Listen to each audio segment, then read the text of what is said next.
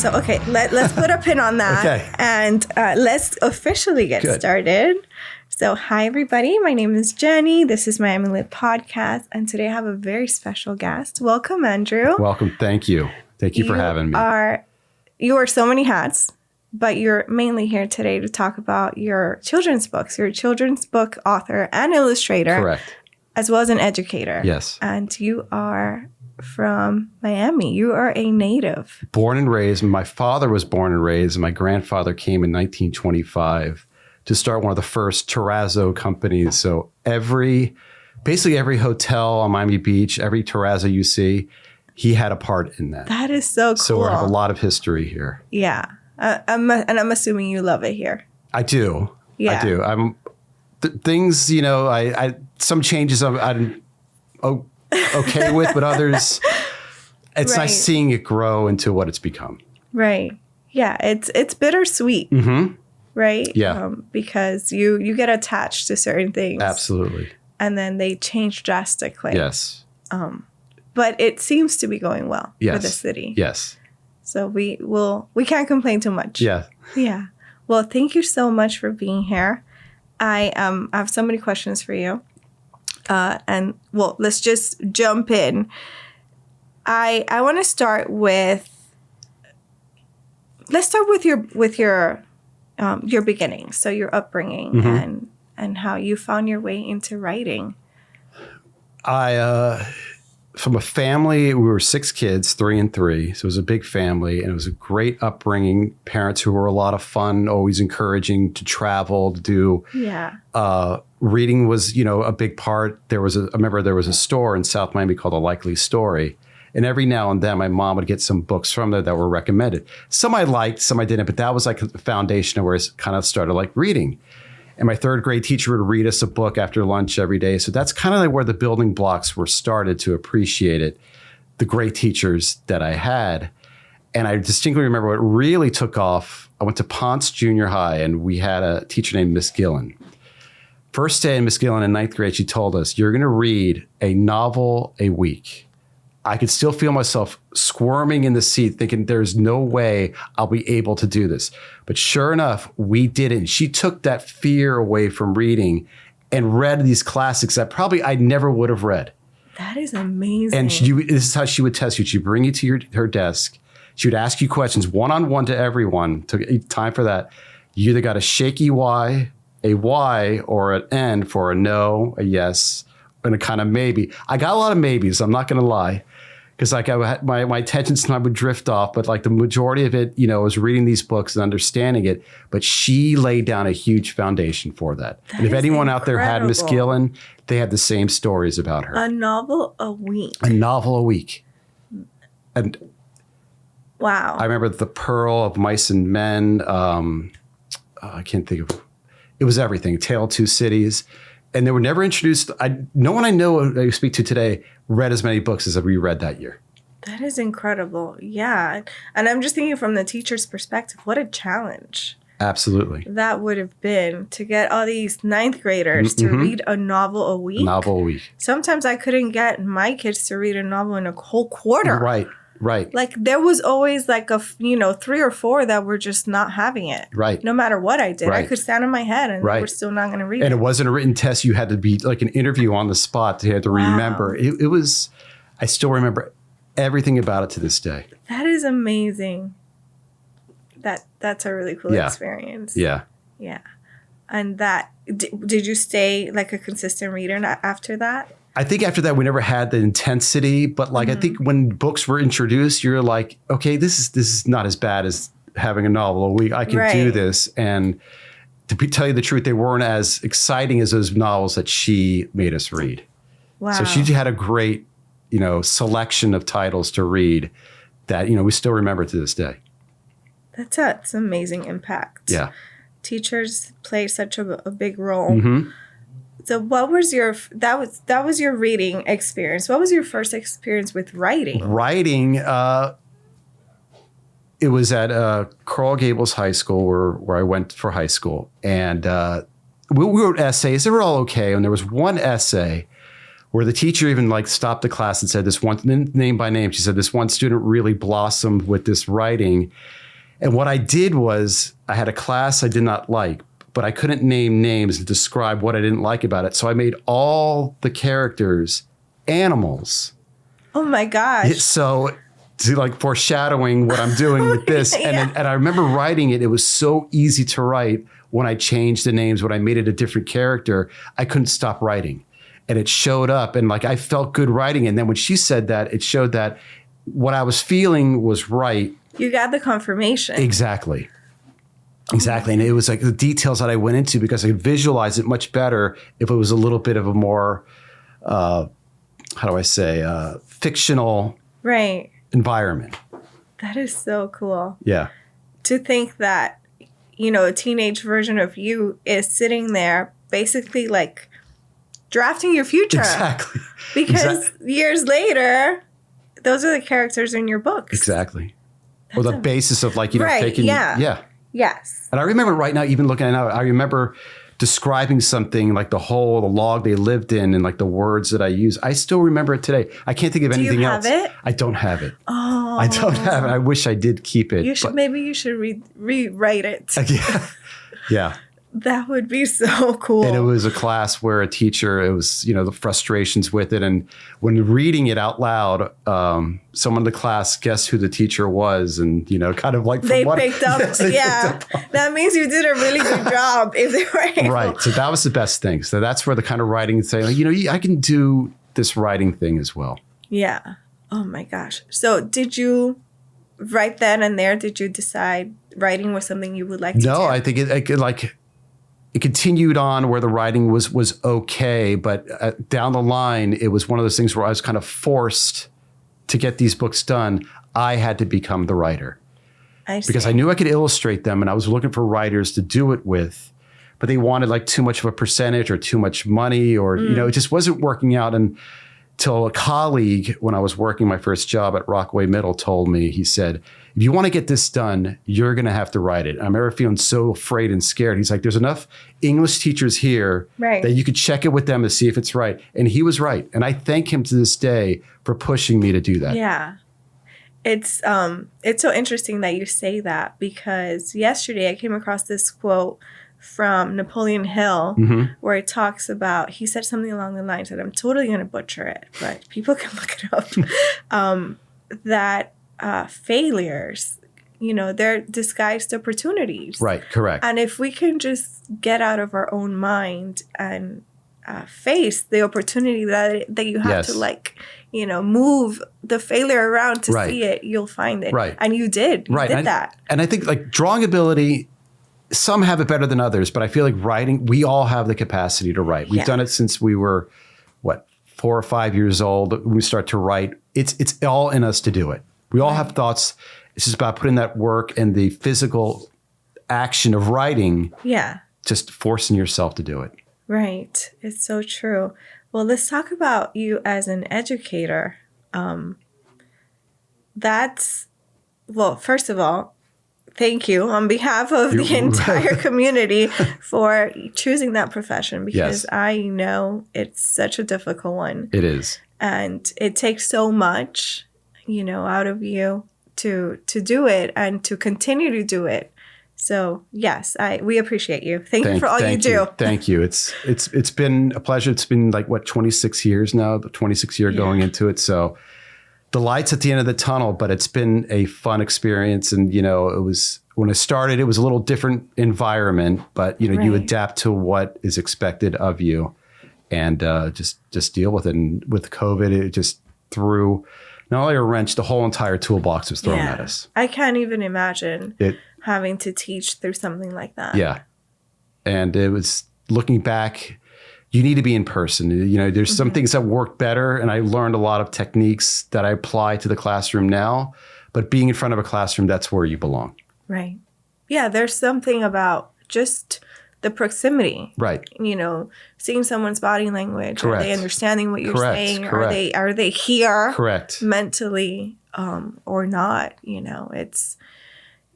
I can't even imagine what all of you went through having to teach through a screen. And my class is a little more hands-on, where I teach graphic design, where, you know, you need to be at a station, you need to be on top of things, and the creative process is better when you're in a group. And it was difficult. It's like not everyone had access to the same software. So you really had to just think of things out of the blue every day, just keep busy and keep something to grade. But it was not a true reflection of what the class should be. Right. And we did the best we could. Yeah. I mean, I think that's all we could do. Yeah. When it comes to something like that, that was such a drastic change. Yeah. Did you like the challenge? Maybe like is not the right word, because I'm assuming you wouldn't do it again. No. Did you, in a way, appreciate what came out of that challenge? Yes, I did. You know, as I said, you know, things that I never thought to do, like introducing certain videos or going to resources that help, or putting the assignment in one place that everyone has access to it. I was never thinking that way before COVID. I was never thinking like, okay, to explain this, let me show a YouTube video about it. I know people were, but to really be forced to do that did change it. And again, that whole thing of forcing yourself in an uncomfortable, you acquire things out of that you'll take forever with you. Right. Well, that's the only way we can look at it, to put a positive spin on it. I think that's the best way to go about it, because it was such a scary, all those adjectives, awful time that, and parents really leaned on teachers to hold on to some sort of sense of normalcy. And as soon as they were able to come back, I mean, they kind of pushed them all in there. And it's like, you know, that's what you want to say, that, you know, try having yours and about 39 others. Yeah. And trying to like get through the day that way. So it was a nice reminder of what we go through. Right. Yeah. And parents could see now for the first time. Mm-hmm. Oh, yeah. You know, really be in there and see what it's like. Sure. So in a way that also shed a light on the life of a teacher, which is not always so glamorous. Correct. Or never. Is glamorous. So what is teaching like for you overall? Overall, it's very rewarding. Like, you know, I think by your 26th year, you kind of get everything down. You follow a certain template every year, and, you know, certain projects what you hope they achieve by the end. I work at a very good school with great students. You know, I've been very blessed that way. And, you know, but sometimes when you expect the best for yourself, those opportunities show up. Yes. And like, you know, I'm lucky to be there, but I pursued to go to that school as well. It didn't just show up in my lap. Right. There was an opportunity I ran and really pushed to get in there. And you can't wait for that opportunity. You have to attack and, you know, grasp those opportunities when they're presented to you. And you know, that's, you know, sometimes say you're lucky to be at that school or whatever, but like all of us chose to be there. It didn't show up that way. You're an active participant of the things that happen to you. Yes, definitely. Correct. I started in middle school. That was 3 years. That was... Did you like that age group?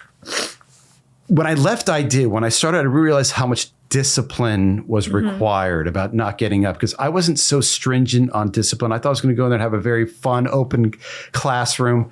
That was proven wrong in 2 weeks.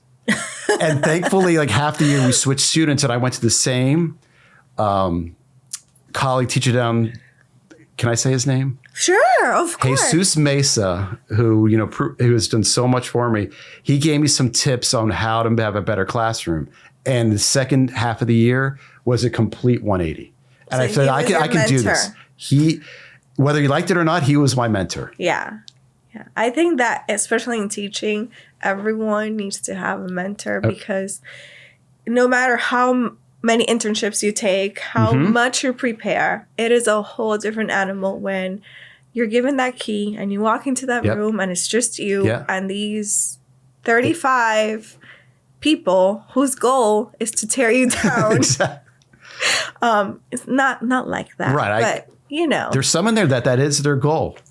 Yeah. You know, that is their goal. And you have to be on top of that. The whole thing, don't smile before December. Right. It is completely right. Yeah. You can get nicer. You cannot get more strict as you turn around. And I learned that the first 9 weeks.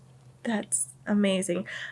Middle school to me would be a nightmare to teach. I don't think I could handle. I called it my tour of duty. Everything. Yeah.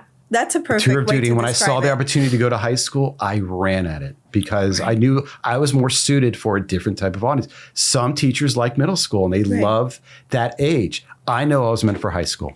Yes. Yeah, you're absolutely right. Some of my friends teach middle school and they wouldn't change it for anything in the world. I never even tried. I knew right off the bat, this is not going to work. Yeah. I can't. No. Yeah. No. Just all the fears come up just at the thought of that age group. Yeah. What would you say are your biggest challenges or were your biggest challenges as a teacher? That, keeping that fine line of discipline and structure, but at the same time trying to be likable. Yeah. Because I have an elective, and if you're not a likable teacher, word's going to get out that your class is not the one to take. Yeah. So that's a very big challenge to kind of get the material in, make it challenging for them, but also be a likable person too. And to be lenient and know when, kind of if they're between an A or a B, if they're, the right kind of attitude and student, you want to help them along too. Because you want to show them life. It's not black and white too. That you become that person if someone's really in need. Help them out. Exactly. And I know that used to be, at least when I went to school, it was very black and white. You know what I mean? This is what this is. Absolutely. And you could be 0.01 away. Correct. But you don't get it. And I shared your philosophy. If someone's really working hard, and you don't want to break down that spirit. Correct. Well, you didn't make it. Right. Yeah. Right. It's interesting. Because in life, they might be in that situation. I want them to become the person that helps that other person too. And if they see that, I remember when Mr. Jones did that for me, I want to do that too. And you don't realize what impact you are. Those little things have an impact on them. Those are, I would argue, those are the things that really, those are the teachable moments. Correct. That they're going to remember. Correct. Not that assignment that you gave and they got an A on. You're absolutely right. Yeah.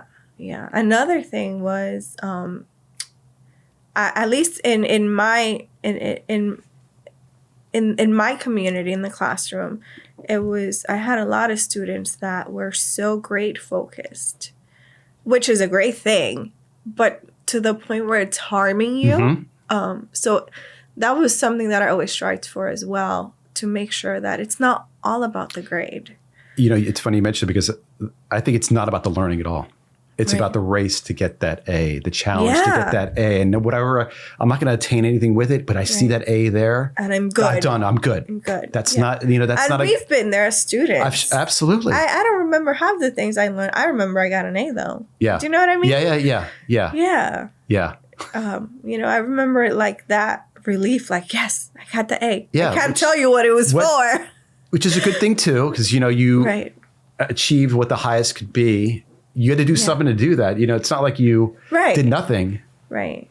But, you see so many kids, it's like two polar opposites. The ones that don't really care about anything. The ones that care so much that they make themselves sick. Correct.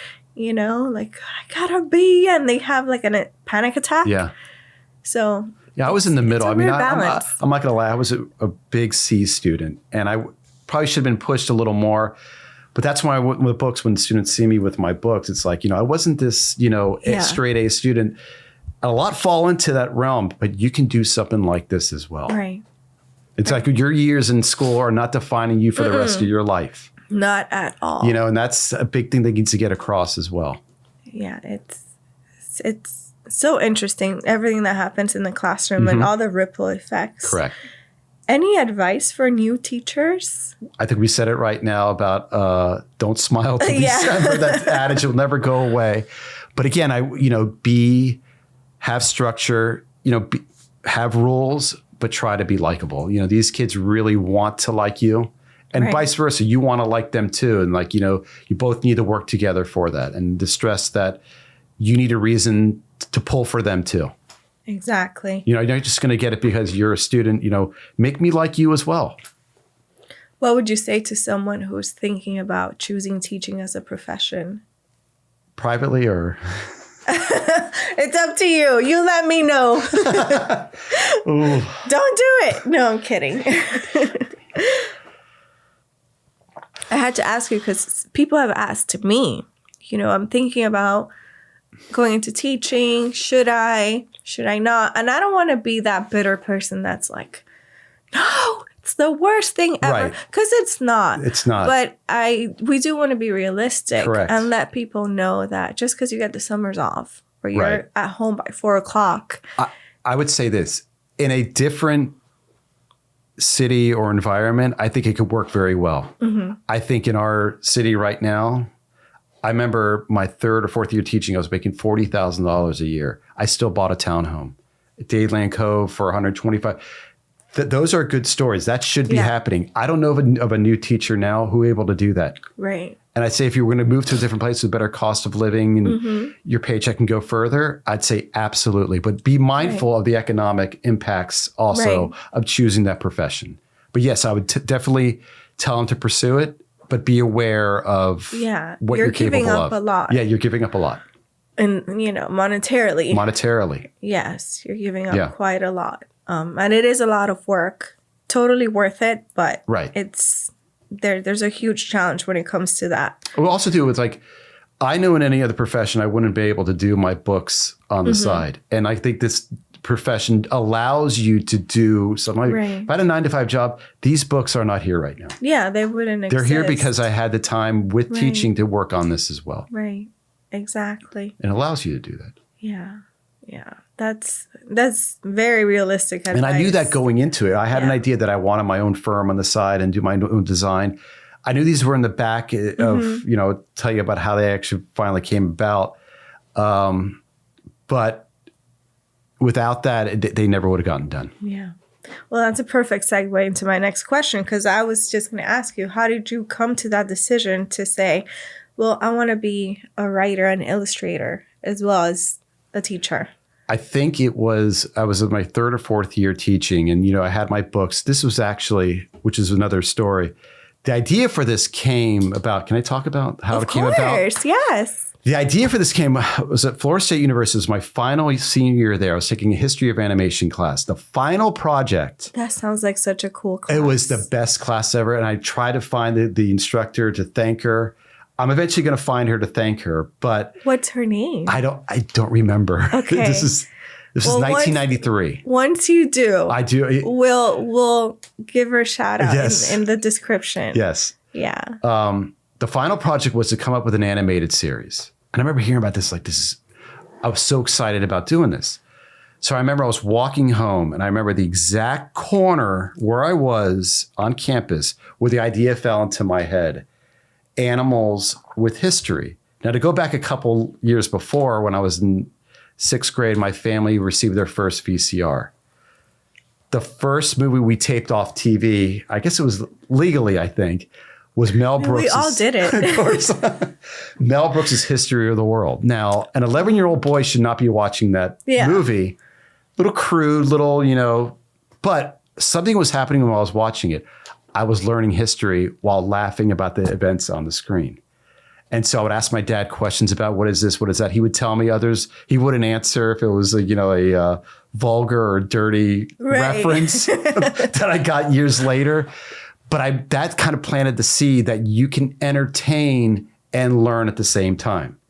And so when this idea came ahead, like animals with history, the names just started popping up. Napoleon, Christopher Columbus. I couldn't wait to get home, and I started drawing it all up. And finally, when I presented it, the whole class loved it. And one of those things, just like the paper that I did in high school, I knew when I presented it, it was going to be something very special.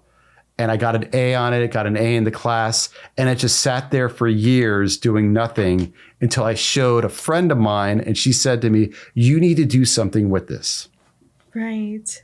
And she is a principal of a school right now. But if she never told me that, she was that push to say, this is really good. Because I just kind of this never happened. Yeah. And it was with that I realized I need to find a job where I can do both. And kind of the teaching thing happened a little by accident, but was going to happen whether I liked it or not. That is so, so cool. That's amazing. Yeah, it feels like fate. Yeah. Right? Like no matter what No you matter what. did, Yeah, exactly. It would not go away. That is such a genius idea, though, because kids and animals, it's the perfect, marriage to create that interest. Correct. Like I always ask them, if these were human characters, would you have an interest in it? The answer is they don't care. They absolute zero. No. Yeah. They don't care. They don't. And the goal of this is to have them read these and then read about the real person. And I've seen firsthand that happening.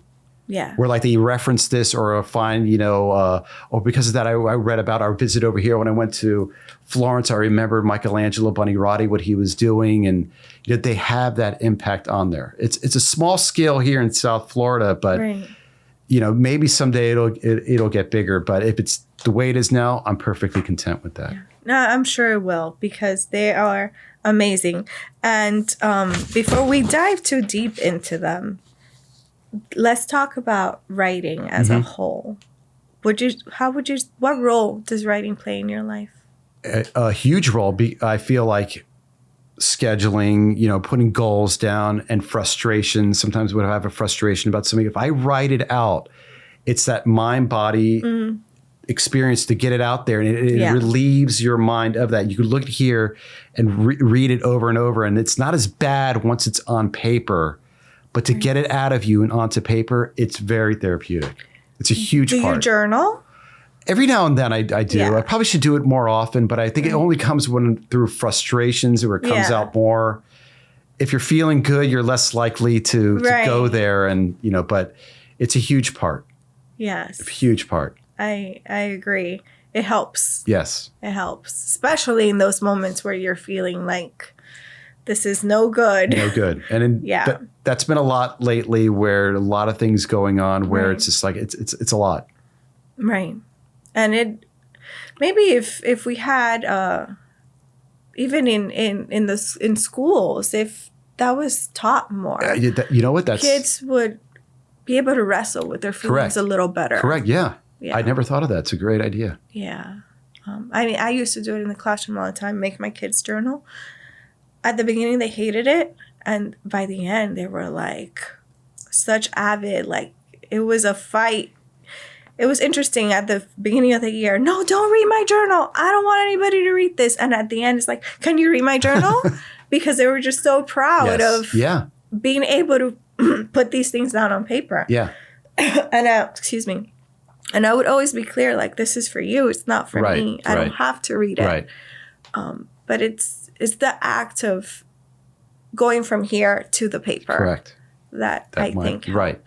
Yeah. And that was introduced to me a lot at Coral Gables High School, where I had great teachers like Dr. Riley, where we would do that a lot. And she really got into that whole aspect of writing, where it's just like, just essay, 5 sentences, next paragraph, which is very important, but got into that whole mind body. Not so formulaic. Yes. Yeah. Yeah.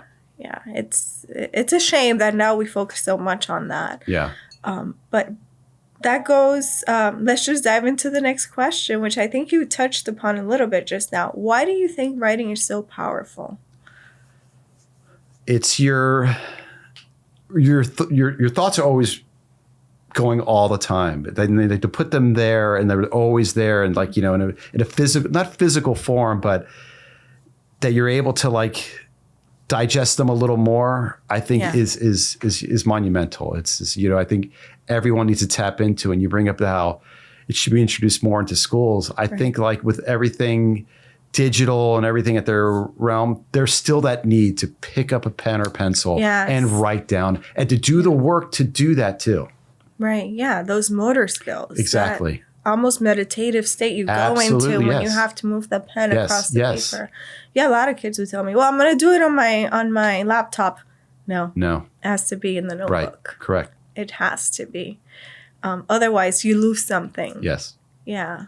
It's interesting how all that works. And maybe it already exists, but I wish they would do more studies to show the benefits of that.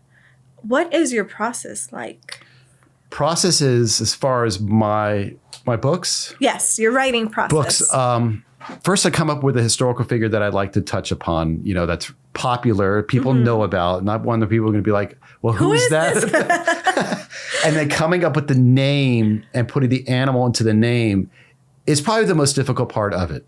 Because you want an animal that kids are going to like. They're going to gravitate for it. It's if it's a snake or kind of cuddly or furry is better. That's the most difficult part. Once I have that, then I go to all the sources that are available, facts, and make it into 32 pages, but simplify it down that a 6-year-old can understand it.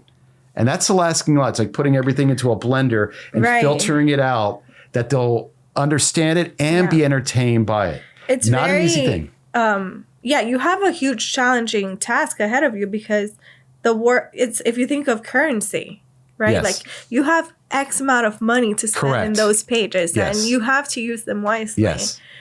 And that's very difficult to do. And I remember my first book, it was like 64 pages. And I realized someone told me, no, 32 is the standard. Right. You bring it down to that, which is like, most children's books sometimes go over that. Hardly, not many do, but that is the challenge. And once I have everything written, then the images start coming of what each page is going to look like. So you write first. Write first. And then okay. Wow. And it's funny, those first sketches, 9 times out of 10, that little sketch is what ends up probably what's going to be inside the book. I've seen it. Like one of my first, I keep everything now. What I do is like, okay, page 1's going to look like this. Right. Hardly ever does it change. That is so interesting. Because for some reason, I thought that you would do the drawing, the illustrations first, and then let the words come to you. The words inspire, at least for my sake, the images that come up. Yeah. Wow. That's amazing. What advice would you give someone who is thinking of becoming a writer? This happens all the time. There's no better time right now to do so. There's so many resources, so many where you don't have to get these books printed. My first title, what I did is I took a little loan on my house to get them just printed up. All I knew is once I had it in physical form, things would happen. Right. And I didn't know where it was going to be. And then once I had a book to show you, this is what I've done, doors started to open.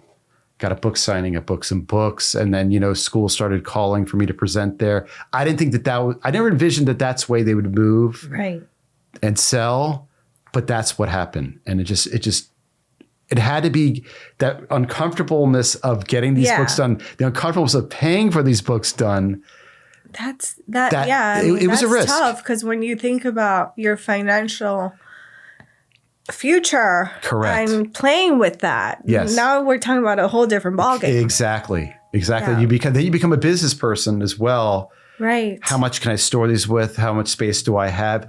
Everything starts clicking then. It's not about, I have this cute little book. Right. Here, look, you enjoy it and then it's done. No. But now there's print on demand. But I think the landscape, there's much more people doing the same thing now, which kind of, you're up against a lot more other people producing books. That's true, because we see so many, and even here in South Florida, we've seen so many publishing companies popping up. Yeah, sure. Which is great. Right. Finally, we get to be up there with the New York and the Torontos of the world. Correct. As far as publishing goes. So what was that experience, though, having to publish things yourself? A huge learning process. And I remember, I think the same person telling me, you need to do it. You know how to do Photoshop. You know how to do InDesign. You can get this done. Finally realized that I'm the writer of it. Once I had it done, I just kept on producing books. And like I said, I would, call Books and Books. We'll have a new one, invite friends, family, coworkers for the book signing and get excitement about it. And then, it's a lot to take on. And looking back at it now, would I have done it again? I think so, but knowing what walls we're up against, if someone told me all the walls, I probably wouldn't have, but it just worked out. And I'm telling you, the school's calling. There was an article done that, can you come out to the school? I'm like, whatever, I don't know about that. And that's where it took on a life because they're educational books at the end of the day too. Absolutely. They're a learning tool. Absolutely. I would have loved that in the classroom when I was little. Exactly. To be able to. Exactly. for that to be the gateway into, Susan B. Anthony. That's exactly because when you learn about Susan B. Anthony, it seems a little, from a little kid's perspective, it's a little boring. Correct. Like this lady that fought for women's rights. What is that? Correct. What does that even mean? Exactly. Why is she fighting? I don't care. You throw an animal in there, it changes the whole thing. All of a sudden, right? Susan Bear Anthony is much cooler. She went and got stuff done. It's a whole different ballgame for her. I think it's genius. Would you, if a publishing company approached you and said, we want to take these off your hands and publish them ourselves, would you do that? I get that question a lot, and I think there was something on the way to that happening. But I think at this point now, it's kind of like I've done so much with them. It'd be hard to just give it away and see, like what direction they would go with it. We'll see. There's. I think these would also make like a super cool cartoon. Well, I'm funny you say that because when I first did the draft for it, I sent it out to every publisher out there. All of them said no, but one wrote back to me and said, "This is good. Try television." Yeah, I see it. And there was an opportunity I was working with a producer. It got in the hands of Disney, and they said they really liked it, but there was one problem. It was too educational. No. And I understand now what they were saying. At first, I was like, how could they say that? But I understand when you're marketing a show, you want to sell other products as well. And if it's too educational, it might turn a lot of people away. And the outlets to have educational TV is a little limited. So I understand what they were saying. And like if they would try to turn it into a different type of series that isn't what I'm doing. Though. I'm glad you understand. I don't understand because I saw the letter and everything. He showed it to me. That's the goal for this is to. And what's so bad about being educational? These were my words too. These were my words. Well, it's just not meant to be with them. Yeah. It has to find a different home. Right. Right. Would you allow them to live in a television show? Absolutely. Because remember, that's where it started. This was going to be an animated series. That's right. Yes. And, it took on a life of its own as being a book. I felt there was a way to get it out there. It could be in a tangible form as a book to start, and we'll see where it goes. I love that it's a book first because that sparks the idea of the kid. Well, I could keep reading about this person. Correct. You know what I mean? Whereas if they watch it only, if it didn't exist as a book, maybe that thought pattern wouldn't occur. Just goes in and then done. Whatever. But the fact that it's a book first, I think it's perfect. You're right. But if we could extend that into a cartoon, I think it would be so fun. Yeah, absolutely. So now we put it out into the universe and we'll watch it happen. You want the right things to happen, right? Yes.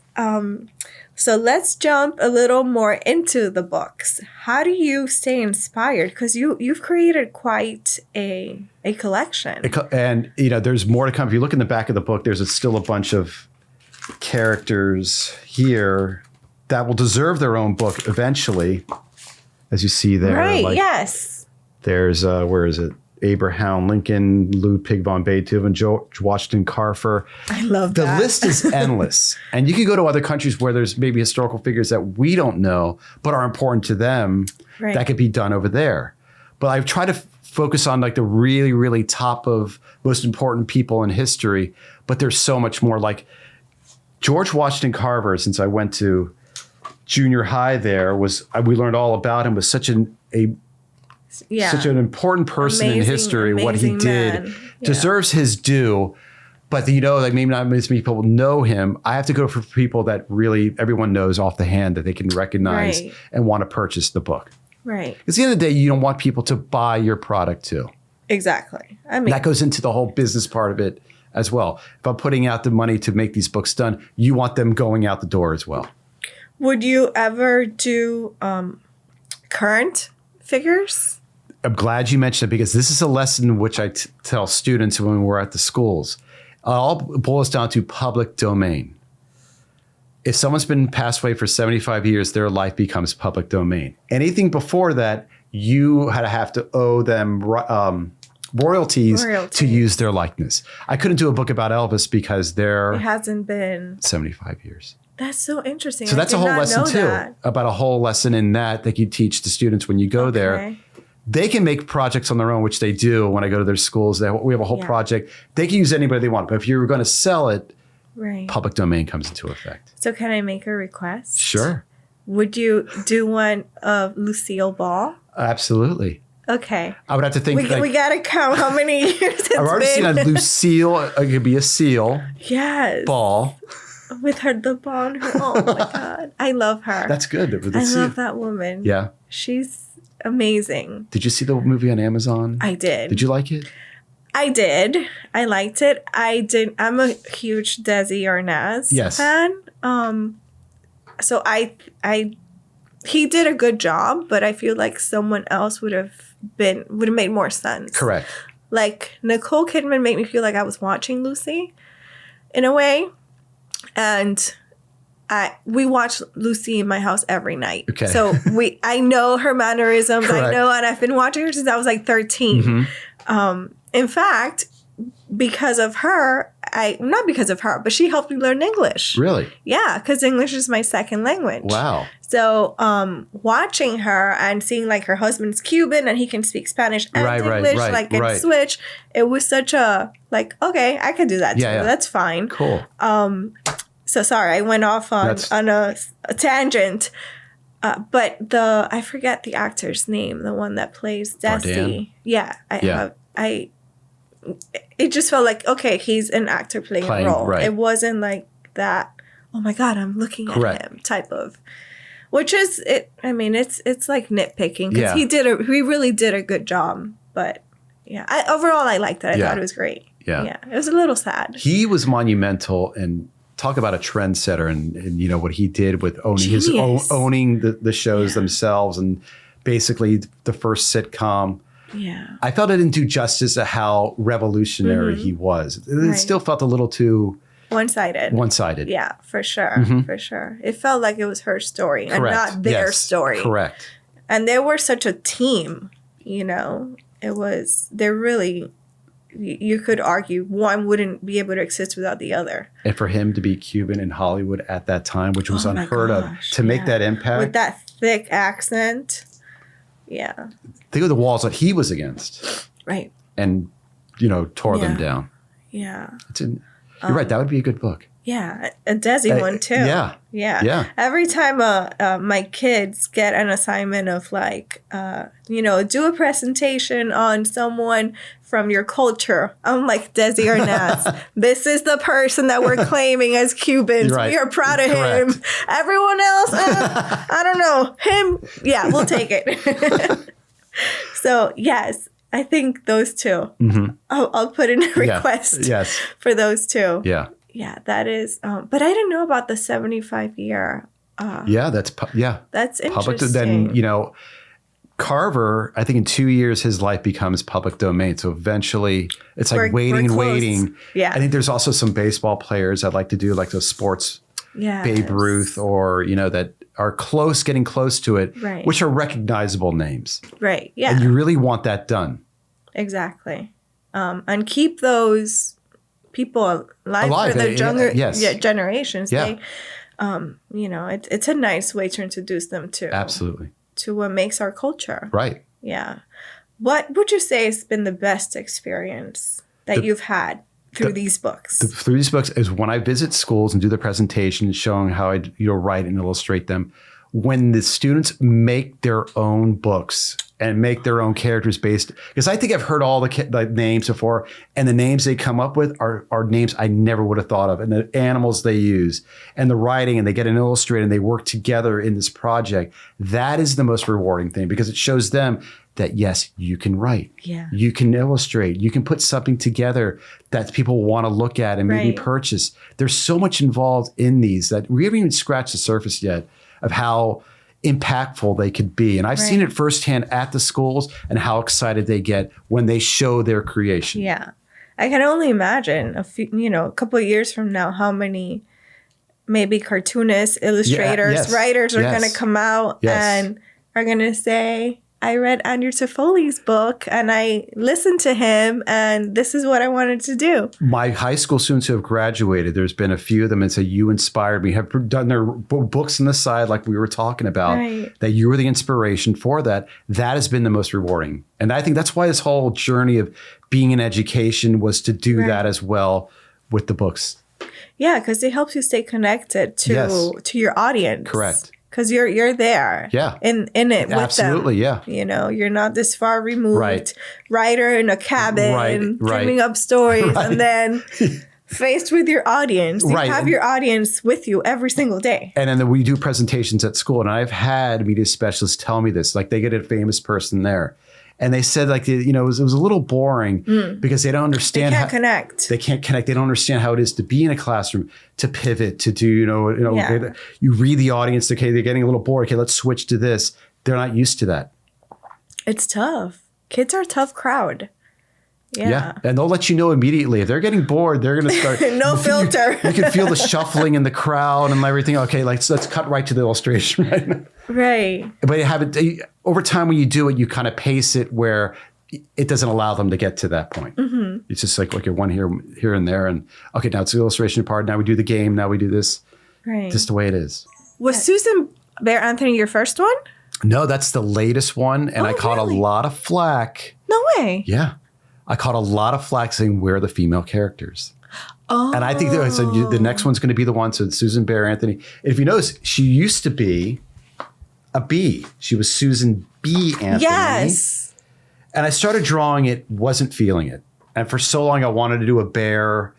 Again, choosing the right animal that kids love. That's really, and the bear happened, made it Susan Bear Anthony. And I can't think of a more important book, groundbreaking book than Susan Bear Anthony. It applies to everyone. Yes. Her struggle. It's not just for women to get rights, which is what she was doing, but rights for everyone to show that you really have to fight for what is right. And, it's that's the message I think that comes across through it. And I think that's what made that book so special. It is, yes. Compared to other Susan B. Anthony books that are, age appropriate for kids. Right. You really drove the message that this isn't just about women's rights. Correct. It's about having the courage to do what you know is right. And what you need to do to make your life what you think it should be. Exactly. And the part where she goes to Congress year after year, she passed away before it got passed. She didn't see it. She didn't see it. Oh, that's heartbreaking. It is. But, it was a long, long process. And you could have easily given up. But, like, there's so much in that book that kids can relate to that, I think, like, to me, that book was a home run. Maybe it should have been the first book. But, like, I hit other ones that were much more recognizable. But I feel now that one is one of the top sellers. That one is, well, I mentioned to you earlier, it's a hit in our house. Good. Like the kids love it. Yeah. They love reading it. Good. Especially the youngest one. She loves reading it every night. And the illustrations are so fun. Yes. Yet realistic. Correct. If that's the right word. There's that kind of like, tightrope you walk of like trying to make it, proving a point, but making it fun as well. Yeah. It's kind of like the teaching. Right. There we go back to that whole thing about. That's true. And you mentioned, how in the book you say season or year after year and the illustrations with the seasons. That's so genius.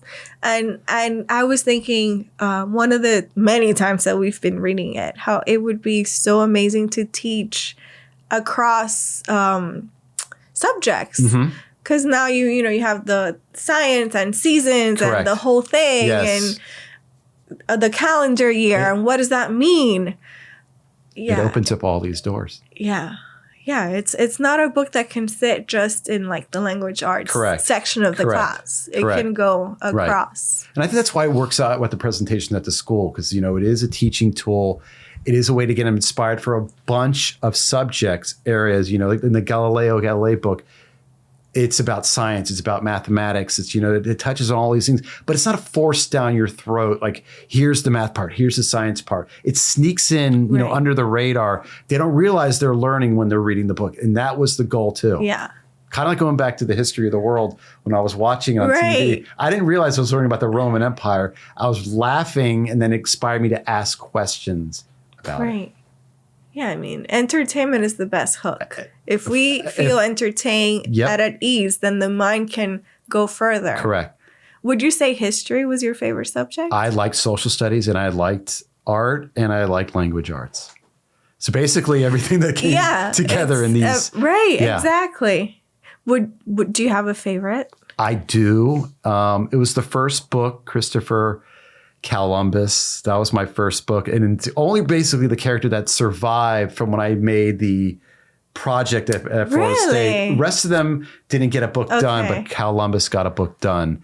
And his journey kind of mimics the journey that I took to get these books done too. So, what advice do you have for parents that want to their kids to embrace this love for reading and drawing too? My wife is a pre-K teacher. She's been teaching just as long as I have. And I ask her this question, and she tells me, she's completely right. Just read whatever you enjoy and love.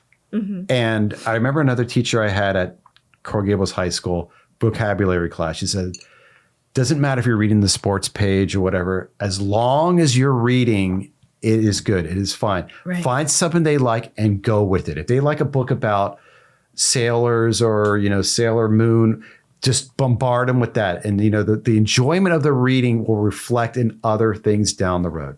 Yeah. To me, that is it. You can't force, just like my mom bringing certain books home from the store. Some I liked, some I didn't, but it's a trial and error, but I cling to what I liked. So the next book was in that genre, and I would continue like that. Yeah.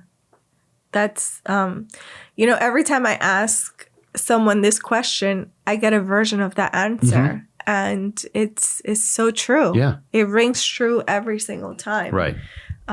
You can't expect someone to read Shakespeare right off the bat. Right. And the fact that they're sitting down with a book, that's in itself is a huge win. Just let it be. Right. And that's what I think what Miss Gillen was teaching us in 9th grade. Yeah. It's just like, it doesn't matter what it is. Some of these you're going to like, some of them you're not going to, but you have to train yourself to enjoy that process. And then when we talk about meditation, it becomes like a meditative state of reading. And then, the benefit of that own little decompression is so important. Being still. Yeah. Being still. And while your mind can be inhabiting all these other places. Correct. But being still with oneself, I think that it's so, so important, especially today. Yes. Yeah. Yeah. Yeah. And I think these programs that they have in school, I don't know if I agree with them. They kind of make it a chore to read. And I think the screen, that I'm not a big proponent of the screen reading. I think it should be a book where you're turning the pages. Yes, for sure. The love of books too. Not only reading, but a love of books. Yeah. In their physical form. Right. It's interesting that you bring that up because especially at the high school level, you really see the screens a lot. Yeah. And the books now being available in their online version. I can't even recall what the term is anymore. You're right. Yeah, the digital version of them. And, everyone has their iPad or whatever it was that we were given with the OneNote, and you submit your work through there. Yep. And I feel like something got lost. Yeah. It's a shame. Yeah. Yeah. Yeah. It's a shame. I also remember, which I don't know if they still do that. I remember as a kid in my English class, the teacher saying 10 minutes of reading, whatever you bring, it's up to you. And then I believe, if I'm not mistaken, when I was in high school, it was in every class. Like it was like a school-wide thing that every, I remember, I remember I think it's like a Friday, at whatever class you were in. It could have been math, it could have been science. You were reading for 10 minutes. Correct. Yeah. Yeah. That was an initiative. I think it was called Just Read. Something like that, I remember that in class. And some took advantage of it. I remember in our classroom, we would stop and do that. And we'd hand out newspapers and do it. And did it work? I don't know if it really, it has to start young. Yeah. The love of reading has to start young. Right. You can't introduce it later on. Oh, I missed the boat. Okay, here's a stack of books. Go at it. Go have fun. No. It doesn't work. No. How would how would you turn a reluctant reader into a reader if they're not in the right age group anymore? Like it's a young kid. I think it worked for me was if there was a movie of the book, show the movie first and then have them read afterward. That way they can visualize and get the practice of reading along. I know that worked for me. Yeah. I'd find a movie, okay, I want to get a little more detail. Let me read the book about it. And it was enjoyable because I could visualize the movie, even the new omitted scenes, those characters, the way they looked. I had a reference point. Right. I think that's a nice way to kind of get them to like reading a little bit more. Yeah. What about adults? Adults, I think true something that is nonfiction is a great way. Yeah. I think when you're older, I think, it's right. The fiction kind of like, I'm feels like a waste of time. Exactly. This isn't happening. Fantasy land. I have other things I need to do. Something I can learn from that is true to life. Yeah. Nonfiction is a great way to do it. That's really good advice. Yeah. If it's a crime thing, again, if it's just the act of reading. Mm-hmm. Right. And letting your kids see you reading. Yeah. Yes. Yeah. Because sometimes we worry so much about reading to them. But I feel like it's more impactful if they see you reading. Right. Definitely. Yeah. It's so interesting how all that stuff works. Let's talk a little bit about Miami as you've seen it transition. Yes. So much and have so many different facets. It has an interesting reputation when it comes to how cultured we are. Correct. Right? What do you think about that? It has made leaps and bounds in that area with art galleries, with people from different places bringing hopefully what they have from their culture in another city to here. I think it's nothing but good. However, I do miss the little bit of the grittiness Miami used to be. And in that grittiness would teach you to try a little harder too. That's true. To kind of escape that kind of like, it makes you work a little harder to think up new things. I feel now it's presented to you on a silver platter, very polished, very veneer, very beautiful, but it's like kind of like that beautiful girl who has nothing to say. Ooh, that's a good analogy. Like has no personality, but is very beautiful. But one who's like kind of not as beautiful, but has a personality that just drives you right in. I don't know where I think Miami used to be that before, but I think it's moving towards the other side. Right. Yeah, I never thought of it that way. And there's much more opportunities. I think the book fair has exploded. However, I think, is it focusing on local talent instead of just bringing other people from the high profile? Yeah. I worry that it's going after a market that's a little unreachable. I see. Yes. I didn't think of that either. And it's a hard book town. Yeah. Not until the pandemic that I really sit down and I had all the numbers about how many books I've sold over when I started. I was flabbergasted how many I sold, being that this is a very hard book town to, have people to do it on your own. I think it's getting better. Like when we met at the Literacy Festival in Coral Gables, those little events is so wonderful to see. Right. And I think the future is in events like that. Yes. The grassroots, your podcast, which I love the name, by the way. I think it's wonderful. Thank you so awesome. much. Yeah. It conjures up so many different images. Right. It's funny that you say that because then it has existed for over 6 years. And one of my students who is now, a full adult and has a professional career, we always stayed in touch and he knew that I was doing something with this. So a couple of years ago, he calls me and he's like, hey, do you know that lit now has a different connotation? And I was like, I live on the rocks. I'm like, what are you talking about? What does that mean? He tells me, he's like, are you going to change the name? I said, no, I had it first. Right. I'm not changing. No, I think it's fantastic. Yeah. Thank you. I love it. Thank you. Yeah. I mean, my two loves, obviously, I love this city because of everything it's meant to me and my family. And literature has always been such a big thing in my life. Right. You know? Right. So. Right. No, I love Miami, you know, have a lot of history with it, seen all different parts of it. You know, my father's warehouse with the terrace was in Overtown all these years. So like so it was, you've seen that go from like I remember he told me 180. He told me in the 80s, one day this area is going to be this and that. It's going to turn around. And we're like, you're crazy. Wow. He was right. Yeah. He was a visionary. He was right.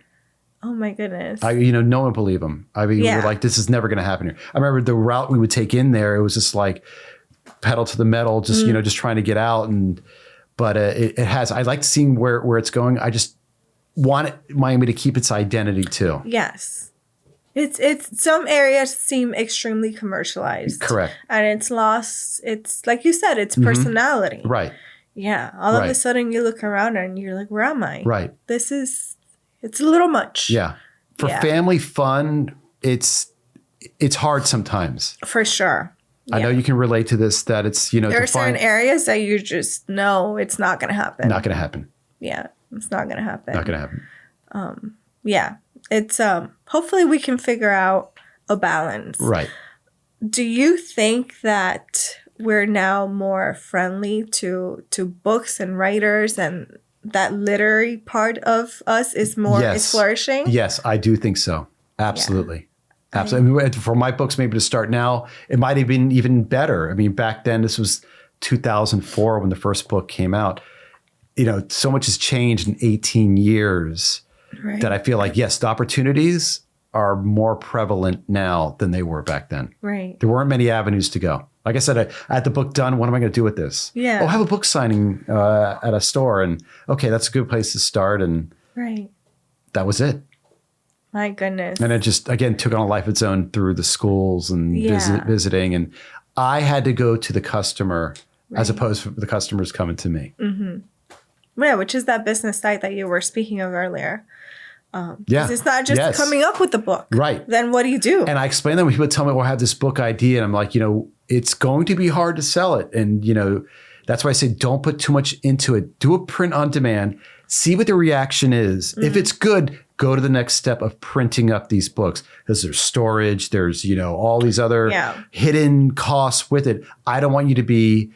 And there's a lot of scams out there with publishing companies. I pay them $5,000 to do this. They said they were going to market it. The best person to market your books is yourself. Right. No one's going to care as much about it as yourself. That's the honest truth. Right. Yeah. Yeah, for sure. Nope.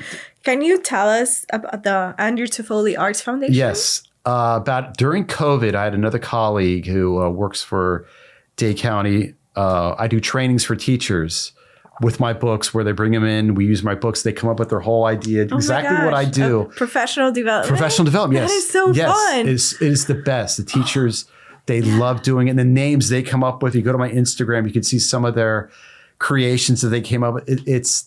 They're really funny and they do a great job. She told me she loved this. You should do a summer camp with your graphic design and this. She did all the, we got together. She created the name, did all the paperwork. And every year I do a graphic design camp we're having it at Slam this year. Nice. It's for 2 weeks and they create their own book there. We do Photoshop. But the main goal was to access grants to go into underserved communities, schools, go in there, do the whole presentation and give each student a book to take home. Because more than likely, an author is never going to come into some schools and the impact it's going to make. That's why we created that foundation, to access grants to do that. Because I didn't know you had to be a nonprofit to get access to a grant. To do things like that. Right. It's like a whole different world. It's a whole other world. And slowly but surely, we're making grounds in it. But you have to be known in there, get yourself known.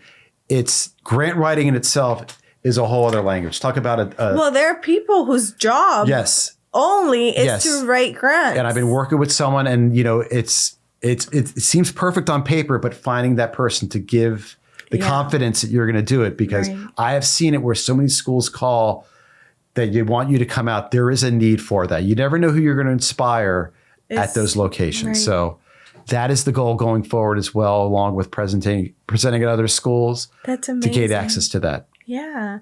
How can we support that? How can we get involved? I think it's about maybe finding someone who knows of a particular grant that would serve that purpose. That is sometimes the challenge too. Grants are very specific of what they want to do when they fund you, and foundations as well. Eventually we'll find them, because once you get one, you apply for it every year and keep on doing it that way. But that is the goal with that.